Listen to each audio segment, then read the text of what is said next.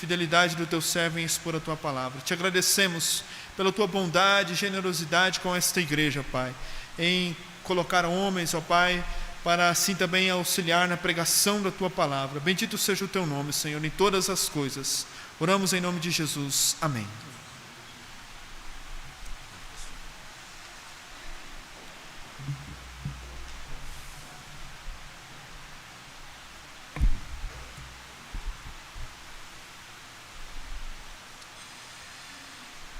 Boa noite, meus queridos. Boa noite. Vamos abrir nossas Bíblias no Salmo 128. Essa semana o pastor me deu a difícil tarefa de continuar a exposição dos Salmos de Romagem. Muito obrigado, meu irmão. Obrigado. Nós temos visto, ao longo dos domingos à noite, os Salmos de Romagem, os Cânticos de Degraus, ou também os Cânticos de Peregrinação. Os três títulos dizem a mesma coisa, basicamente, E o que significa isso? O que são os Salmos de Romagem? São salmos, vai do Salmo 120 ao Salmo 134, e são salmos que eram entoados pelo povo de Israel durante a peregrinação das festas, E nós sabemos que o povo hebreu tinha três grandes festas, as festas dos pães asmos, da Páscoa e dos tabernáculos. E aí, durante essas festas, elas obrigatoriamente tinham que ser realizadas em Jerusalém. E aí, enquanto o povo saía lá do lugar mais distante de Israel até Jerusalém, eles cantavam esses salmos, todos esses hinos. A gente não pode esquecer que o livro de Salmos são vários hinos, é isso que eles são, hinos. Não é à toa que salmo deriva da palavra grega, de uma palavra grega, que significa justamente isso, hino ou cantado com harpa, alguma coisa nesse sentido. Tá bom? Então eles são isso, são cânticos. E nós estamos estudando esses cânticos, Estamos estudando esses cânticos de peregrinação e hoje nós chegamos no Salmo 128.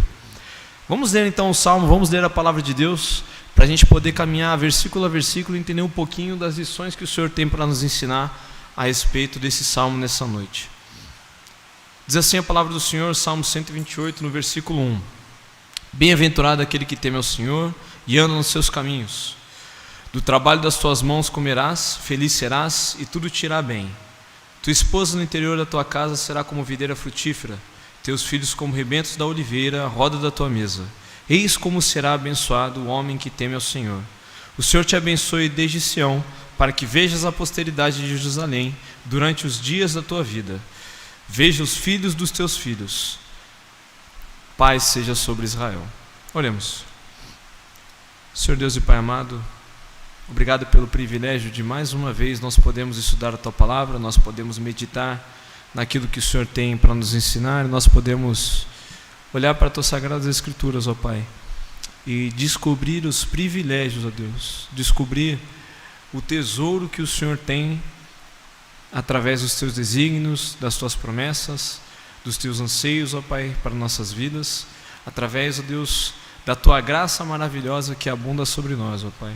Nós pedimos que essa noite o Senhor fale conosco, o Senhor comece em mim, ó Pai, que esse salmo possa gerar no meu coração esperança, Senhor, que esse salmo possa gerar no meu coração alegria e a certeza de que o Senhor é Deus bondoso, mas também que seja assim na vida dos irmãos dessa igreja, que nós possamos aprender de Ti, que possamos viver conscientes dessas promessas e dessas certezas que o Senhor nos dá, ó Pai. Usa-nos, mas transforma-nos também, porque somos pecadores, ó Deus. Muda-nos, ó Pai.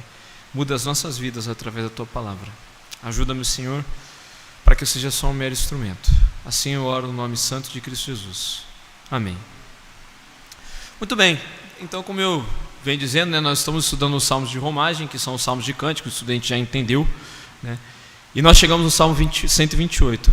Mas um aspecto importante que eu preciso destacar antes da gente olhar especificamente para o Salmo 128 é que o livro de Salmo, na verdade a escrita hebraica como um todo, ela usa um princípio que nós precisamos entender um pouquinho para ajudar a interpretar, que é o chamado o princípio do paralelismo. O que isso significa?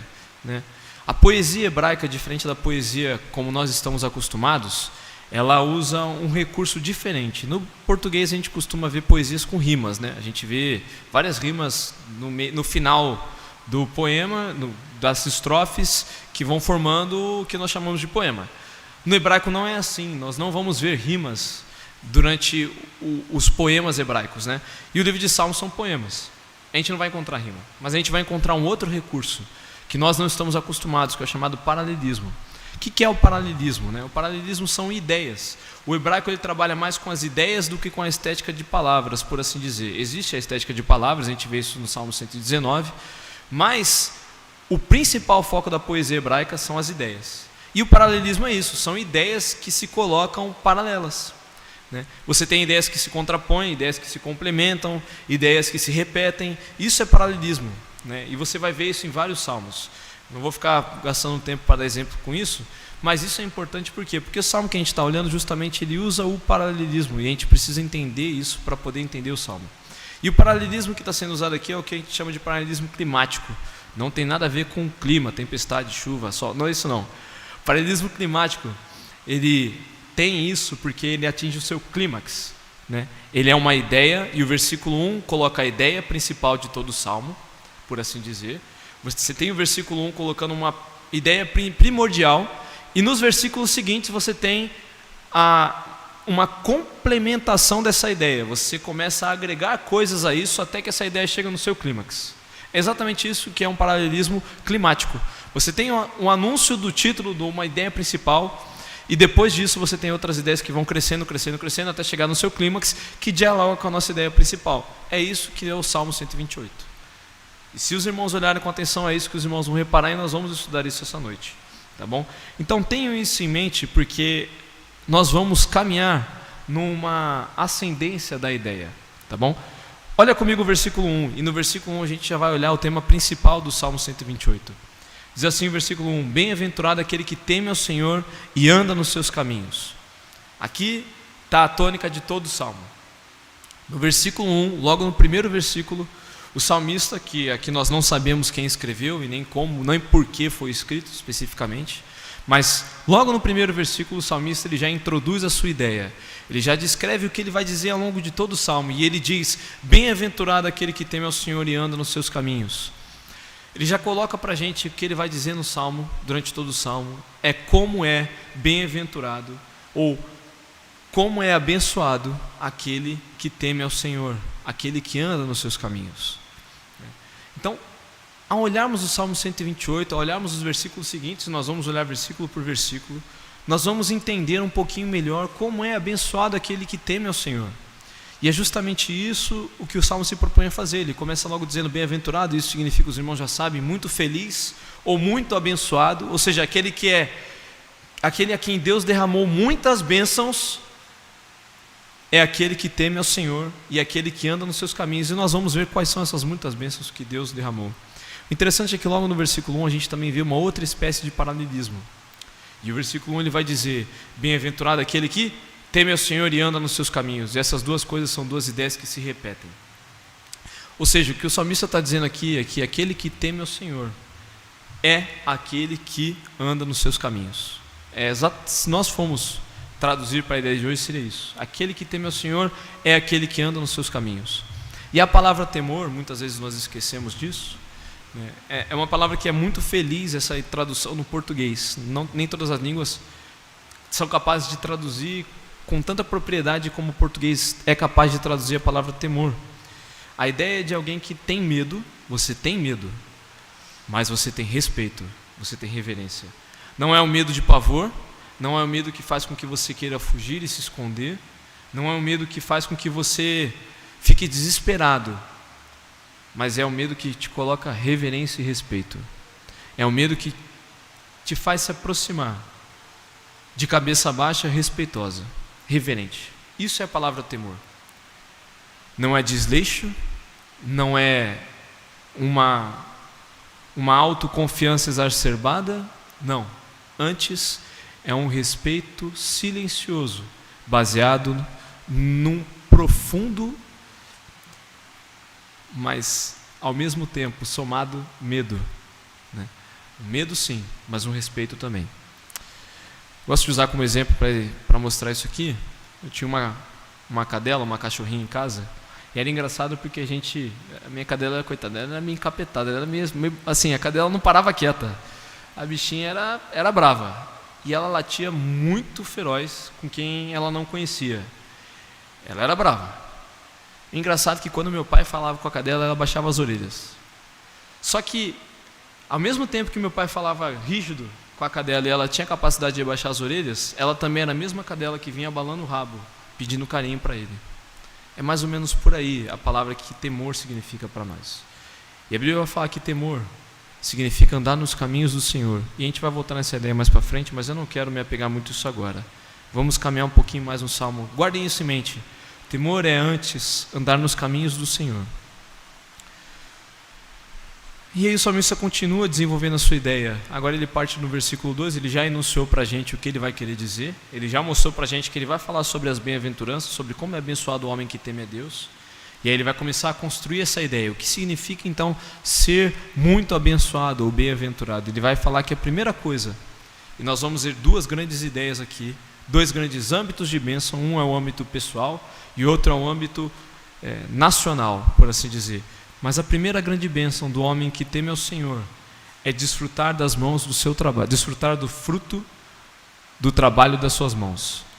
Do trabalho das suas mãos comerá. Ele começa a desenvolver a ideia dizendo que um homem bem-aventurado, um homem que é muito abençoado por Deus, é um homem que é capaz de colher o fruto do seu trabalho. É um homem que é capaz de se alegrar no fruto do seu trabalho.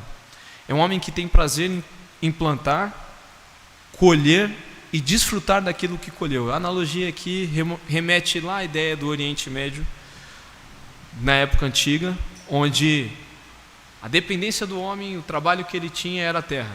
Ele plantava e ele colhia, e ele comia daquilo que ele plantava. E é justamente isso que ele está dizendo aqui. Ele está falando que o homem é capaz de plantar, e Deus abençoará a plantação daquele homem, de maneira que ele é capaz de colher aquilo que ele plantou. Deixa eu falar uma coisa importante antes de eu continuar aqui.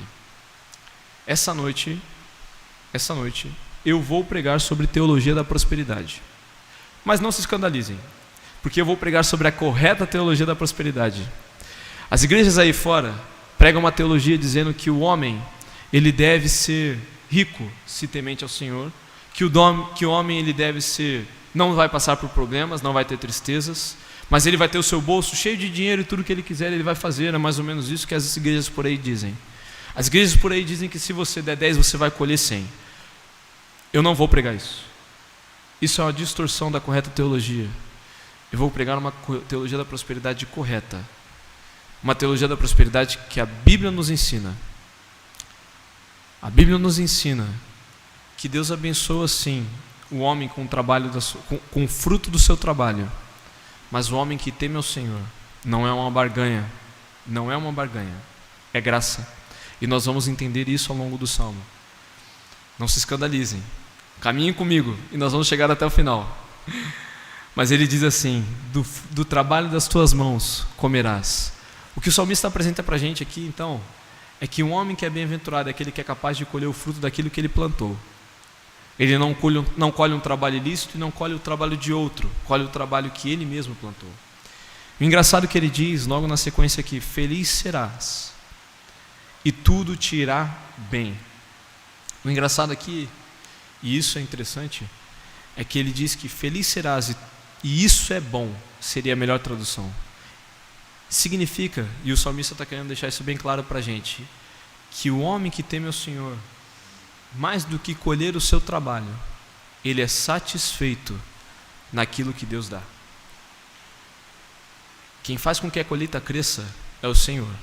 O homem pode plantar, pode regar, mas quem faz com que a colheita cresça de fato e dê fruto é o Senhor. E o Senhor diz que o homem vai colher aquilo que ele, o próprio Senhor, deu ao homem. E o resultado disso que ele vai dizer é que o homem será feliz com aquilo que ele colheu. E isso é bom. Isso lhe será bom. Independente se a colheita foi pouca ou foi muita. O trabalho que ele fez foi um trabalho honesto, digno do seu braço, do fruto do seu trabalho. E isso é bom, e ele é feliz nisso. A ideia que o salmista mostra aqui para a gente, então, inicialmente, é que bem-aventurado é um homem que é capaz de desfrutar do trabalho que ele mesmo produz, sabendo que o resultado do seu trabalho é graça do Senhor, e ele é contente nisso. Esse é o primeiro aspecto de um homem que é temente ao Senhor. de um homem que teme a Deus e que é bem-aventurado. Ele é capaz de desfrutar do seu trabalho, satisfeito naquilo que Deus dá a ele, sabendo que o resultado do seu trabalho é graça do Senhor. Esse é o primeiro ponto que a gente vai olhar essa noite. Bem-aventurado o homem que teme ao Senhor, ele é muito abençoado, porque ele é satisfeito no fruto do seu trabalho, que o Senhor dá com graça. Interessante que, se nós olharmos Gênesis, isso é muito interessante mesmo. Abram em Gênesis comigo, no capítulo 3, perdão.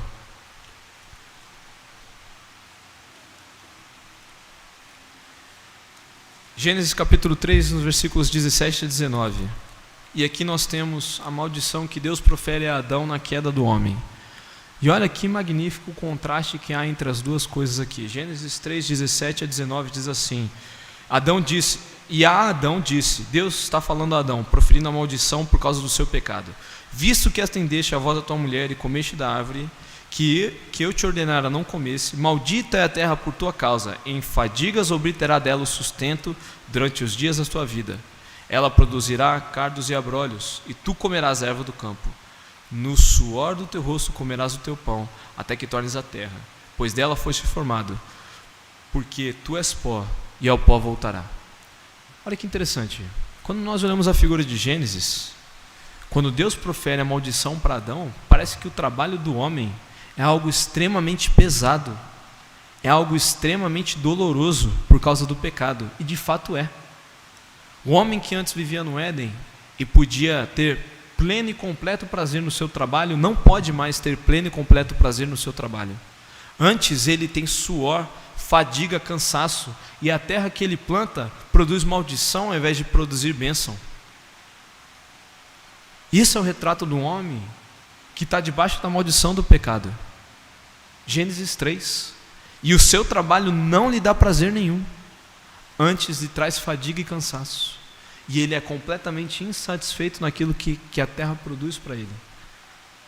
O interessante é que no Salmo 128 há um contraste exatamente oposto. O que nós vemos aqui, na verdade, é que é bem-aventurado o homem que teme ao Senhor, porque o Senhor redimiu isso, inclusive. E ele é capaz de desfrutar dos frutos do seu trabalho e ser alegre nisso. O que parece aqui é que o homem que teme ao Senhor já não está necessariamente completamente sobre a maldição do pecado de Adão. E nós vamos entender que realmente não está. O homem que teme ao Senhor, ele é capaz de se alegrar e não se fadigar no seu trabalho e antes ser satisfeito nele. Parece que o salmista mostra para a gente que há esperança, a redenção na maldição que Deus fez para Adão lá no Éden. Mas essa redenção está em temer ao Senhor. Essa redenção está em caminhar nos seus caminhos. Ainda mais. E nós vamos ver vários contrastes como esse. Continua o versículo comigo, continua o salmo comigo. Versículo 3.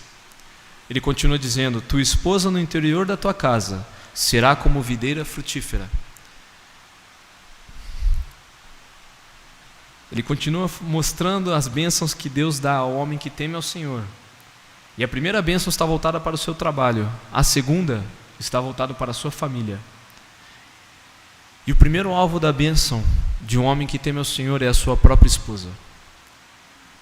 A sua própria esposa é o alvo consequente de um homem que teme ao Senhor, um alvo de bênçãos. E ele diz que como essa mulher será abençoada, e consequentemente como ele será abençoado também. Ele diz que a bênção dessa mulher são duas coisas. Ter a capacidade de, dentro do interior, perdão pela redundância, mas ter a capacidade de que no interior da sua casa, ou seja, dentro de casa, ser como uma videira frutífera. E nós vamos entender o que isso significa.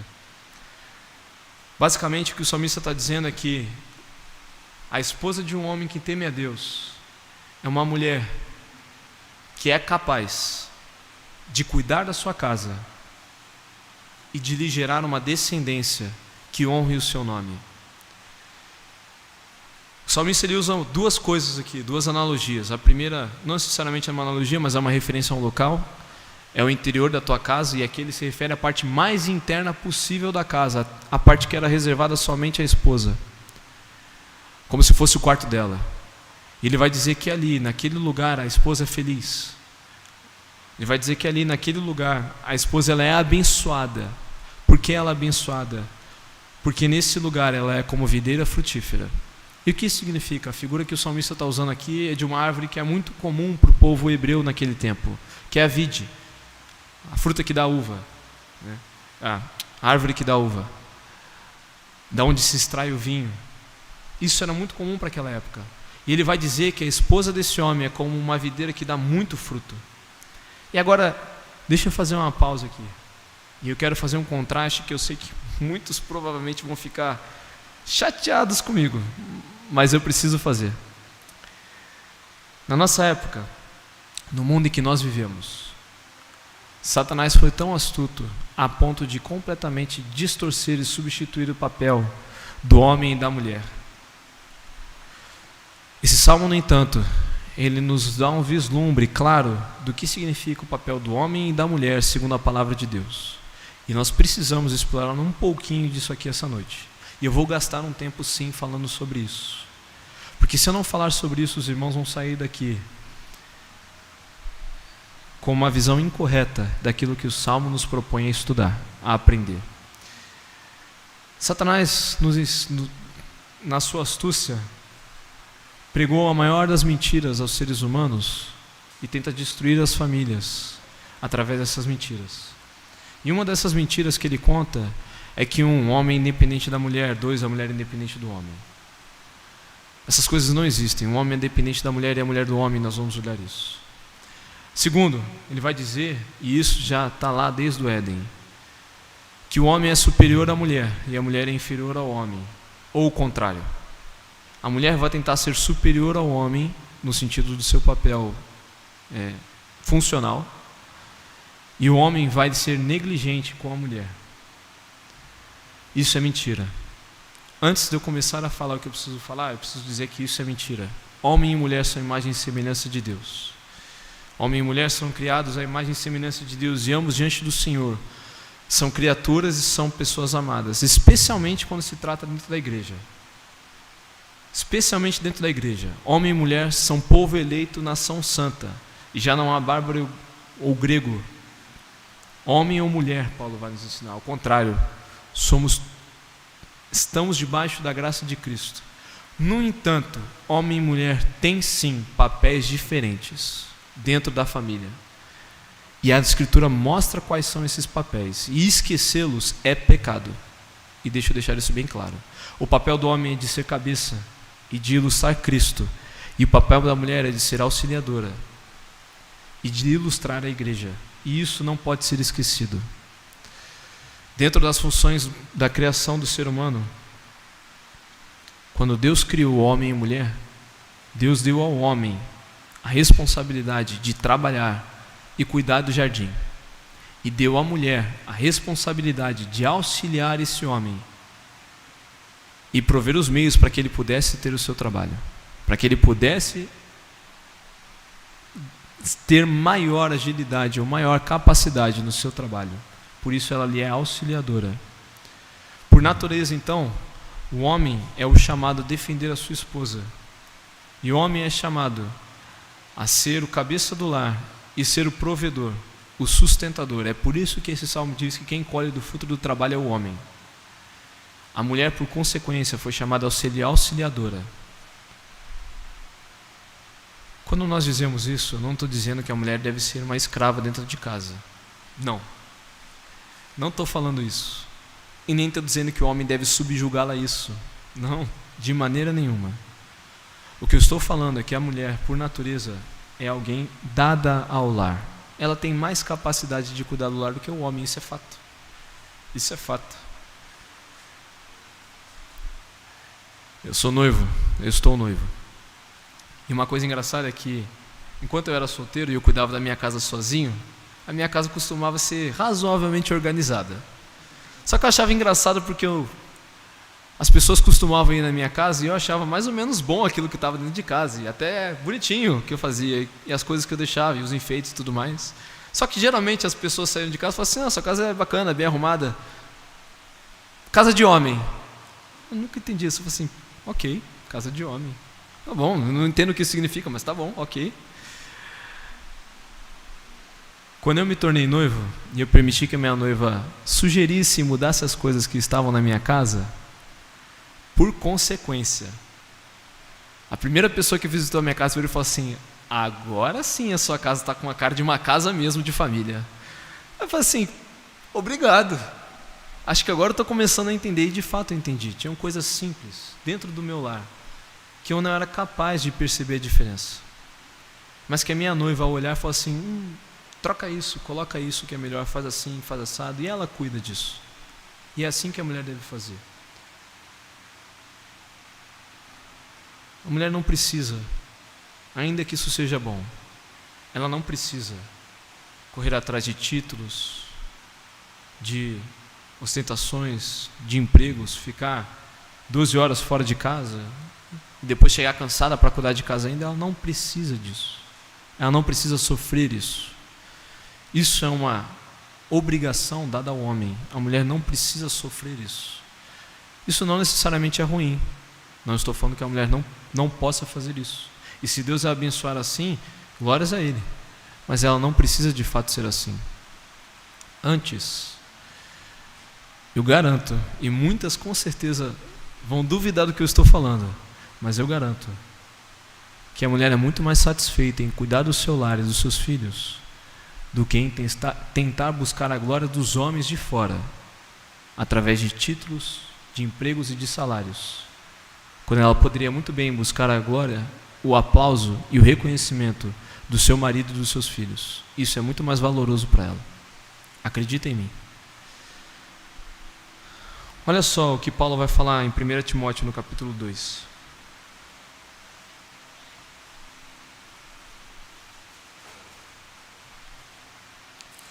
Timóteo no capítulo 2, no versículo 15, mais especificamente. Paulo vem falando a respeito da liderança dentro da igreja, e ele diz o porquê, ele dá um argumento criacional do porquê os homens devem ser liderança na igreja. Porque as mulheres não devem levar esse fardo. E dentro desse argumento ele coloca uma cláusula dizendo que a mulher, por mais que ela não lidere a igreja, existe um outro aspecto, um outro âmbito onde ela é muito mais honrada. Olha no versículo 15 onde ela vai dizer, o que Paulo vai dizer. Todavia será preservada através da missão de mãe, se ela permanecer em fé e amor e santificação com bom senso. Paulo vai falar que a liderança da igreja cabe ao homem, assim como a liderança do lar cabe ao homem. Mas a mulher, ela é honrada, extremamente honrada, quando ela é capacitada a criar e cuidar dos seus filhos. É ela que vai educar a liderança de amanhã, da igreja e da nação, e dos lares. É ela quem começa essa educação. E é nisso que ela é honrada. Nós vamos ver o efeito que isso tem dentro de um povo, e esse salmo vai nos mostrar, dentro de uma nação como um todo.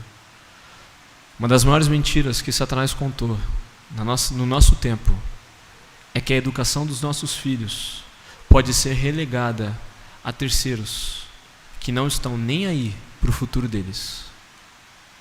A educação dos nossos filhos deve ser, antes de mais nada, responsabilidade do homem, mas deve iniciar, e isso é magnífico, pela dedicação da mãe, da mulher, em educá-los. E nisso ela será honrada. E isso é magnífico. Isso é fantástico.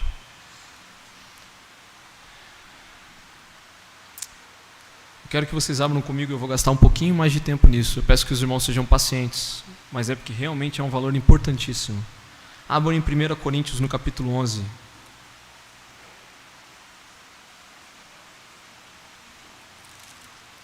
1 Coríntios 11, nos versículos 7 a 9.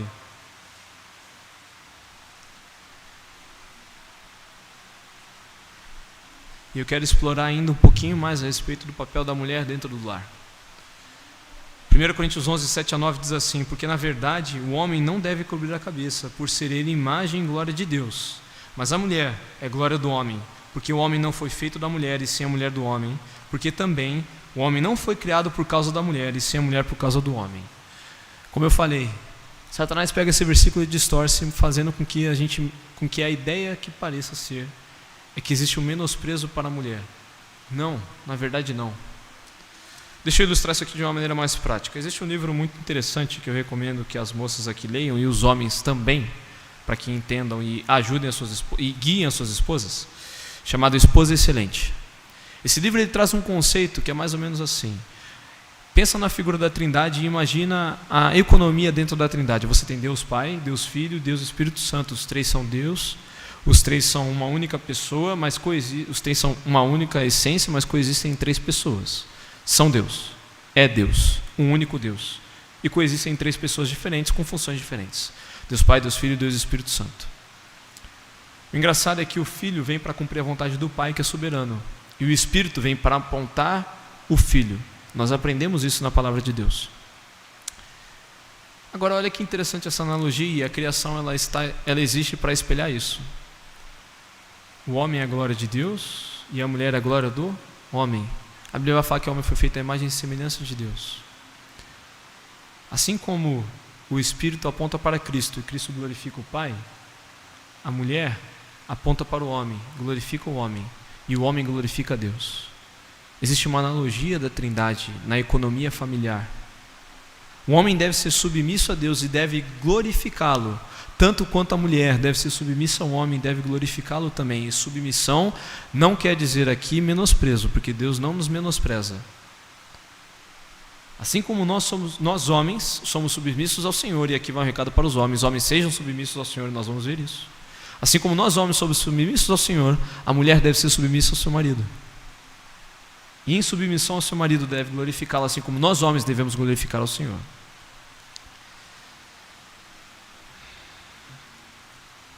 Vamos continuar no Salmo e a gente vai explorar um pouquinho essa ideia daqui a pouco. Deixa eu só concluir, só para a gente, antes de eu voltar para o Salmo. Olha só, se a gente continuar lendo, olha que magnífico é esses papéis, essas funções. E olha como elas não são menores ou maiores, mas igualmente importantes. Versículo 11, ainda de 1 Coríntios 11. No Senhor, todavia, nem a mulher é independente do homem, nem o homem é independente da mulher. Porque como provém a mulher do homem, assim também o homem é nascido da mulher. E tudo vem de Deus. O próprio apóstolo, no versículo seguinte, mostra que um depende do outro e que um é igual ao outro. Nós somos iguais diante do Senhor, apesar dos nossos papéis funcionais serem diferentes. Vamos continuar no Salmo. Vamos caminhar mais um pouquinho, até porque o nosso tempo está avançando também. Versículo 3 ainda, ele vai dizer que a mulher é como uma videira frutífera, ou seja, ela é muito abençoada em cuidar da casa e em ter filhos. E ela continua dizendo que os teus filhos, ou seja, o filho desse homem e o filho dessa mulher, são como rebentos da oliveira à roda da sua mesa. O que isso significa, o rebento da oliveira? Aqui o salmista ele usa mais uma outra árvore comum do Oriente Médio. É a oliveira, ou seja, o azeite, a oliva, né, a azeitona, ou da onde vem o azeite. Eram os dois produtos principais daquela época, o vinho e o azeite. E ele vai dizer que se a mulher é tão produtiva quanto a videira, os seus filhos são tão firmes quanto a oliveira. O que isso significa? Ele vai dar a ideia aqui inicial de um broto, de um rebento, de alguém que vem para substituir.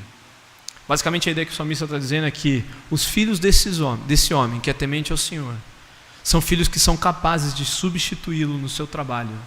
São filhos que são capazes de substituí-lo como homem temente ao Senhor. Ele vai dizer então que bem-aventurado é aquele homem que pode desfrutar do seu trabalho. Bem-aventurado é um homem que tem uma esposa dentro de casa que é como uma videira, que cuida dos filhos, que cuida da casa, e essa mulher ela é abençoada também por causa disso. Mas ele também é muito abençoado porque ele tem filhos. E esses filhos são filhos que são capazes de ser tão tementes a Deus quanto ele, de caminhar nos mesmos caminhos que ele andou, de substituí-lo no seu papel de homem. Por isso que ele coloca a ideia aqui de broto, ou de rebento da oliveira. É como se ele fosse a árvore principal e esses filhos vêm como brotos para substituí-lo quando ele ficar velho. É exatamente isso que ele está querendo dizer aqui. Esse homem que teme ao Senhor é um homem que ele é capaz de desfrutar do seu trabalho e é satisfeito nisso. Ele é um homem que ele tem uma esposa que cuida do lar e que educa os seus filhos, que tem filhos e os educa. E mais do que isso, ele tem filhos que temem ao Senhor e são capazes de substituí-lo como homem no seu trabalho. É assim que é abençoado o homem do Senhor. A figura final que o salmista coloca é que esses filhos estão à roda da sua mesa. O quadro final que o salmista pinta, e aqui ele vai chegar no ápice da ideia dele, por isso que nós, lembra que eu falei, é um paralelismo climático, ele vai chegar no clímax da sua ideia. O quadro que ele pinta é de um homem que plantou, que colheu, que tem alimento para trazer para sua casa, e ele se assenta com seus filhos à sua mesa e desfruta do alimento que ele tem com seus filhos e com a sua esposa. Essa é a figura que o salmista pinta. Um homem que é capaz de trabalhar, desfrutar daquilo que Deus deu a ele, seja muito ou seja pouco, mas ele é capaz de desfrutar e, em felicidade, sentar à sua mesa e se alegrar com a sua família. É assim que é abençoado o homem que teme ao Senhor. E é justamente isso que vai falar o versículo 4. Eis como será abençoado o homem que teme ao Senhor. É um homem que é capaz de sentar-se à mesa com a sua família e alegrar-se por dar à sua família o prazer de desfrutar do trabalho das suas mãos. É isso que é abençoado. E aqui eu quero fazer uma breve pausa, já para dizer a verdade, uma ligeira aplicação. Nós muitas vezes somos insatisfeitos com aquilo que nós temos. Nós achamos que ser, e eu vou fazer esse contraponto, ser abençoado pelo Senhor é ter muita coisa. Ser abençoado pelo Senhor é ter dinheiro, ter o carro do ano, é a gente ser capaz de comprar roupas caríssimas, fazer uma viagem para o exterior uma vez a cada 6 meses, ir para a Disney toda hora. Isso não é nem um pouco ser abençoado pelo Senhor. Isso não tem nada a ver com ser abençoado pelo Senhor. Antes, ser abençoado pelo Senhor é simplesmente ser satisfeito naquilo que Ele nos dá e ter capaz de desfrutar isso com quem Ele nos dá, com a nossa família, com os nossos filhos, que também são abençoados por isso. Deixa eu fazer uma advertência inicial. Muitas vezes nós olhamos para essa figura e nós imaginamos o seguinte: muito bonito isso, e eu desejo por isso, e eu anseio por isso, mas eu não tenho isso. Eu não tenho capacidade de me alegrar em casa com a minha esposa, porque a minha esposa não é crente. Eu não tenho capacidade de desfrutar do meu trabalho, porque eu passo dificuldade. E olha a época que nós estamos vivendo, nós temos muitas pessoas que passam dificuldade, que estão sem emprego. Muitas vezes você vai olhar e falar assim: isso é muito bonito, Arthur, mas nós não temos capacidade de ter filhos, nós somos casados, tentamos e não conseguimos. Significa que Deus não nos abençoa? Não, não significa isso. Para toda regra há uma exceção, por assim dizer. Esse quadro que nós estamos vendo, ele representa pura e unicamente a graça do Senhor. Isso não é uma promessa, é uma bênção. Deus nos dá essas bênçãos, e geralmente Ele nos dá essas bênçãos, mas Ele não nos dá essa promessa. Isso significa que provações virão. Provações virão. Isso significa que haverão momentos em que você não poderá desfrutar do seu trabalho, em que nós passaremos dificuldade, teremos muito pouco, precisaremos às vezes ser ajudados por outras pessoas. Haverá momentos, às vezes a sua vida, a sua esposa, você não vai ter esse deleite, como o salmista está falando aqui, ou seus filhos não serão pessoas que sejam capazes de te substituir como homens que sejam tementes a Deus. Talvez essas coisas aconteçam, mas Deus ainda assim não deixou de ser gracioso. E mais do que isso, ainda assim não necessariamente significa que você não tem temido ao Senhor, mas que serve de um bom parâmetro para a gente analisar a nossa vida. Serve. Se nós almejamos isso, que o temor do Senhor seja então o começo dessa caminhada, só dá para conseguir isso. O Senhor nos abençoa assim, se nós começarmos lá no versículo 1. com o temor do Senhor. E homens do sexo masculino, homens, eu estou repetindo, é redundante, exatamente isso. Deus nos chamou para sermos tementes a Ele. Não negligencie essa tarefa. Você quer ver a sua esposa e os seus filhos serem abençoados? Tema ao Senhor. Você quer ver uma esposa abençoada? Tema ao Senhor. Você quer ter filhos que sejam capazes de te substituir? Tema ao Senhor. Homens, vocês foram chamados para isso. Eu fui chamado para isso. Não negligencie isso. Não negligencie isso. Tema ao Senhor e ande nos seus caminhos. E assim o Senhor nos agraciará com bênçãos para as nossas famílias, com uma esposa satisfeita e frutífera e com filhos que sejam capazes de te substituir. E sabe onde isso vai resultar? Isso resulta no versículo seguinte, no versículo 5. Que o Senhor te abençoe desde Sião, para que vejas a posteridade de Jerusalém durante os dias de sua vida. Vejas os filhos dos seus filhos, paz sobre Israel.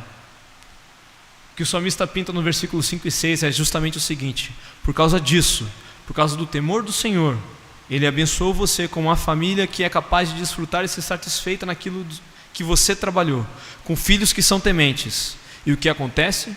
Os seus filhos que são tementes gerarão famílias de homens que são capazes de serem satisfeitos no Senhor, e esposas que são capazes de se alegrarem no Senhor na sua função. E eles também geram filhos tementes. E esses filhos tementes geram outros filhos tementes, que geram outras famílias tementes, que geram outros filhos tementes. O resultado: paz sobre Israel.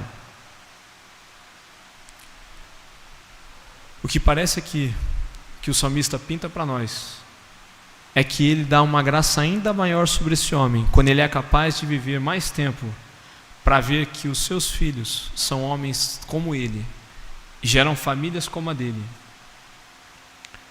E por consequência essas famílias geram outras famílias. E o engraçado é que parece que no final o Senhor mostra que a nação toda é abençoada por cada célula familiar. A gente culpa o país que a gente tem, a gente culpa o governante, os nossos governantes, pelo país que a gente tem. A gente fala que a culpa é sempre do político que rouba, da empresa que explora o trabalhador. A gente coloca a culpa do juízo da nossa nação sobre os ombros dos homens que estão no governo.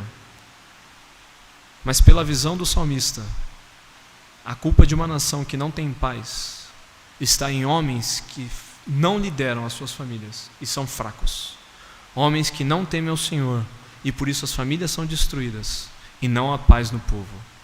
Se nós tivéssemos mais homens que temessem ao Senhor, nós teríamos mais famílias tementes ao Senhor. Consequentemente, mais famílias abençoadas. Mais famílias abençoadas significam um povo abençoado. É por esse motivo, e justamente por esse motivo, que eu incito aos homens da Igreja Batista Salomão que sejam homens de verdade e que liderem as suas famílias e sejam tementes ao Senhor.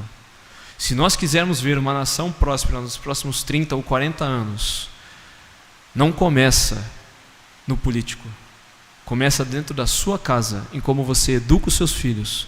Começa dentro da sua vida, em como você teme ao Senhor. É assim que começa uma nação próspera. O salmista ele amplia a ideia aqui. Ele vai dizer, parece que o que ele apresenta para nós é que essa nação, uma nação que tem paz, é um coletivo de famílias que temem ao Senhor. E é justamente isso que nós precisamos. Mas as famílias que temem ao Senhor só são capazes de temer ao Senhor se os homens forem tementes ao Senhor. À mesma medida que eu digo que as mulheres devem se submeter a seus maridos, eu digo que os homens devem se submeter a Deus com mais coragem.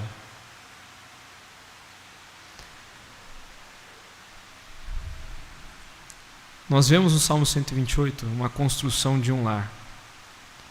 E eu quero encerrar com esse versículo. Abram comigo em Mateus no capítulo 7. Salmo 128 ele mostra para nós a construção de uma casa. O homem que teme ao Senhor, ele tem o seu trabalho, depois do seu trabalho vem a sua esposa, depois da sua esposa vem os seus filhos. É o processo natural de um ser humano. É a construção de uma casa, de um lar. O engraçado é que existe mais alguém que fala sobre a construção de uma casa. Existe mais alguém que fala sobre a construção de um lar. Cristo nos ensinou a respeito de como edificar a nossa casa. E essa é a grande lição do Salmo. Essa é a grande lição do Salmo que nós temos aqui, como nós devemos edificar as nossas casas. E o Mestre nos ensinou isso um dia. No Mateus no capítulo 7, é o final do Sermão do Monte. Uma das maiores pregações, a maior pregação registrada de Cristo. E olha o que ele diz no final do Sermão do Monte, quando ele encerra o seu discurso. Todo aquele, pois, que ouve essas minhas palavras e as pratica, será comparado a um homem prudente que edificou a sua casa sobre a rocha. Caiu a chuva, transbordaram os rios, sopraram os ventos e deram com ímpeto contra aquela casa, e não caiu, porque for edificada sobre a rocha.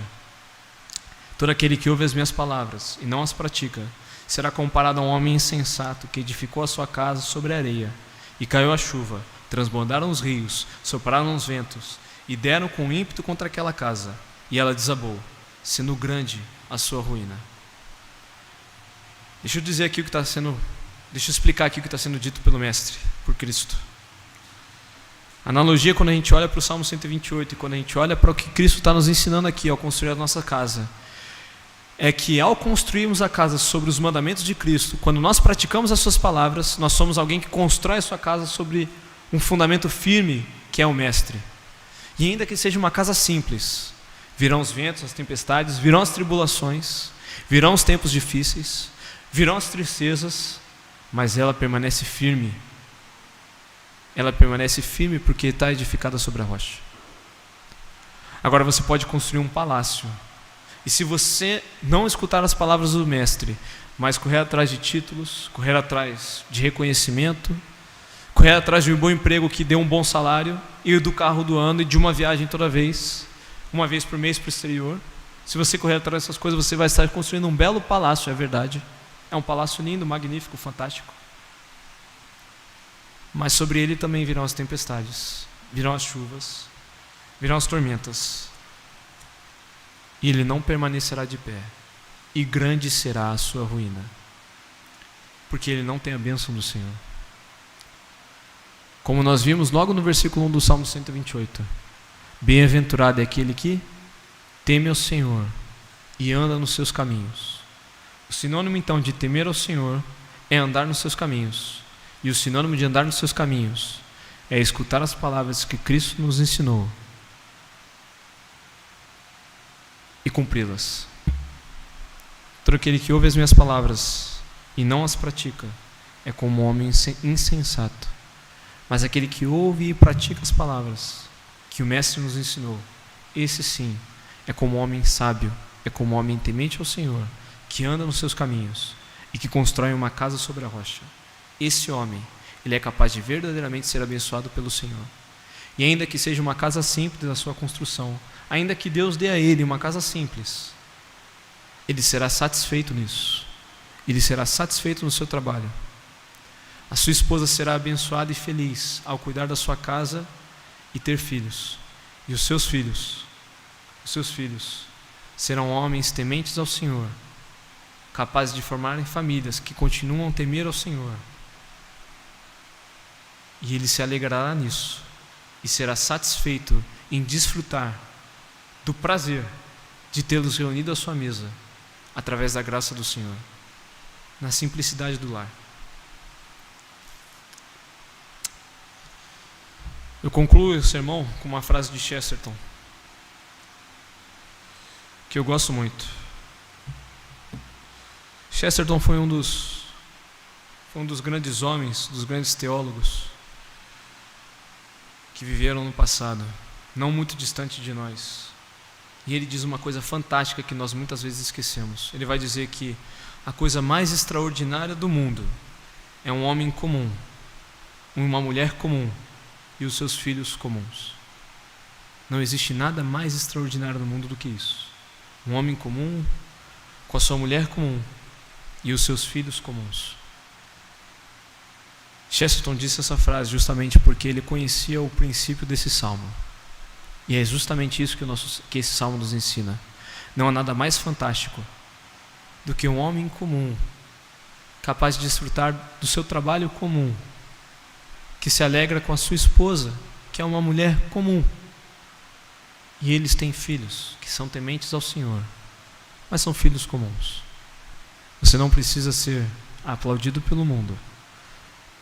Você não precisa ser reconhecido ou ter grandes bens. Mas seja abençoado pelo Senhor. Chame a atenção do Senhor através do seu temor, para que Ele lhe abençoe. E isso lhe garantirá satisfação, e não há nada mais incrível no mundo do que isso. Existem algumas aplicações práticas que nós podemos tirar disso. A primeira aplicação que nós podemos ter, e eu quero tirar duas somente, é que ser muito abençoado pelo Senhor é de fato ter uma vida simples e satisfeita. Seja satisfeito então com aquilo que o Senhor te concede, através do seu trabalho honesto. Nós somos tentados muitas vezes a termos mais, e a desonestidade vem como tentação para isso.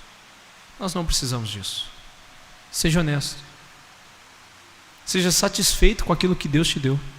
Não precisa ser muito. Se Deus quiser te abençoar com riquezas, amém, glórias a Ele. Mas se Ele te abençoar com menos de um salário mínimo, glórias a Ele também. Seja satisfeito nisso. Apesar da dificuldade, seja satisfeito nisso. Eu me lembro de uma vez, na verdade no ano passado, junho, se eu não me engano, ou julho, foi sorteado o maior prêmio da Mega Sena da história. Eram 289 milhões de reais. 289 milhões de reais. E eu me lembro que naquela ocasião, acho que foi isso aí mesmo, junho ou julho, alguns colegas de trabalho começaram a se mobilizar para fazer uma grande aposta. A ideia era que se cada um desse só um pouquinho, só 10 reais. Só 10 reais. A gente ia conseguir fazer uma aposta bem grande, assim, vários números. A chance de ganhar ainda ia ser pequena, mas iam ser vários números. E se a gente dividisse o prêmio entre todos os que tinham apostado, que eram mais ou menos umas 30 pessoas, e ainda assim ia dar muito dinheiro para cada um. Muito dinheiro para cada um. Alguns milhões. Naquela época eu lembro que eu fiquei muito tentado a apostar. E eu falei assim, rapaz, até que alguns milhões não seria uma má ideia, né? Até que eu ficar rico assim do dia para a noite não seria algo tão ruim. Eu podia me aposentar mais cedo, parar de trabalhar, né? Ficar só estudando, podia ajudar a igreja. Aí você começa a inventar umas desculpas santas, né? Podia ajudar a igreja, né? Podia ajudar os irmãos. Né? Isso na verdade só demonstrava o pecado do meu coração, na insatisfação que eu tinha do meu trabalho. Não significa que eu não gostasse. Eu gostava do que eu faço. E eu gosto até hoje do que eu faço. Mas significava que eu deveria ser mais contente com aquilo que Deus me deu, a ponto de não anelar por essas coisas que são inúteis. Que diferença ia fazer? Se Deus quisesse me abençoar, ok, mas eu não preciso disso. Ao contrário, eu posso ser muito satisfeito com o trabalho que eu tenho, e é isso que deve ser. Então seja satisfeito com aquilo que Deus te deu. Seja satisfeito com o trabalho que você tem. A segunda aplicação, e isso eu já citei no último ponto, é que famílias que servem ao Senhor geram nações que servem ao Senhor. O nosso povo sofre com a corrupção. O nosso povo sofre com o paternalismo político, porque os homens não são homens. E as famílias que deveriam temer ao Senhor não temem ao Senhor de fato. Isso leva a duas aplicações consequentes disso. A primeira é que homens, e eu já falei e vou repetir, homens, sejam homens e temam ao Senhor e andem nos seus caminhos. Ouçam o que Cristo nos ensinou e guiem as suas famílias com essas palavras. Levantem-se e sejam homens e ao guiar as suas famílias com as palavras que o Mestre ensinou. Para isso é preciso conhecer a palavra que Ele ensinou. Você não ensina o que vem da sua cabeça, você ensina o que Cristo nos deu. Por outro lado, eu também convoco as mulheres a exercerem os seus papéis de mães e dedicarem-se à educação dos seus filhos no Senhor. Homens, supervisionem isso, mas mulheres, dediquem-se a isso. Os seus filhos serão os líderes da nação de amanhã. As suas filhas serão as professoras dos líderes da nação de amanhã. Mulheres, dediquem-se a isso. E deem aos homens de vocês condições e exijam deles que eles sejam homens tementes ao Senhor. Deem aos seus maridos condições para que sejam tementes a Deus, mas exijam isso deles também, com amor, com respeito, com zelo, com submissão, como a Bíblia nos ensina. E assim nós caminharemos para uma nação que tem paz, paz com o Senhor. Vamos orar.